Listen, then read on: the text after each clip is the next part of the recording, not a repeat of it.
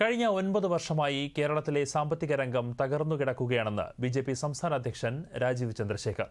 ഈ നിയമസഭാ സമ്മേളനത്തിൽ വിലക്കയറ്റം, തൊഴിലില്ലായ്മ തുടങ്ങിയ വിഷയങ്ങൾ ചർച്ച ചെയ്തില്ല എന്നും അദ്ദേഹം തിരുവനന്തപുരത്ത് വാർത്താസമ്മേളനത്തിൽ ആരോപിച്ചു. പ്രതിപക്ഷവും അവരുടെ കടമ നിർവഹിച്ചില്ലെന്ന് രാജീവ് ചന്ദ്രശേഖർ കുറ്റപ്പെടുത്തി. തകർന്നു കിടക്കുന്ന ഒരു ഇക്കോണമി, ഫൈനാൻഷ്യൽ ക്രൈസിസ് ഉള്ള ഒരു സംസ്ഥാന ഗവൺമെന്റ്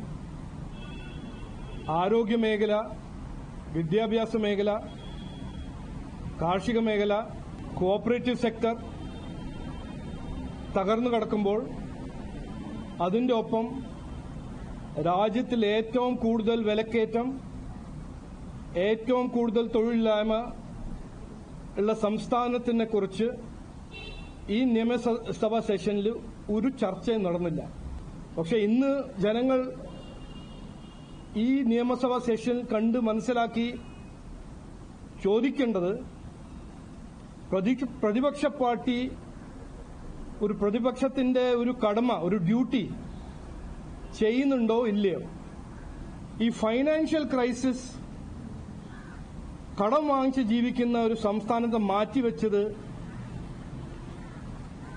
പിണറായി വിജയൻ ബഹുമാനപ്പെട്ട മുഖ്യമന്ത്രി മാത്രമല്ല, ഇത് തുടങ്ങിയത് കോൺഗ്രസ് UDF സർക്കാരിന്റെ സമയത്താണ്.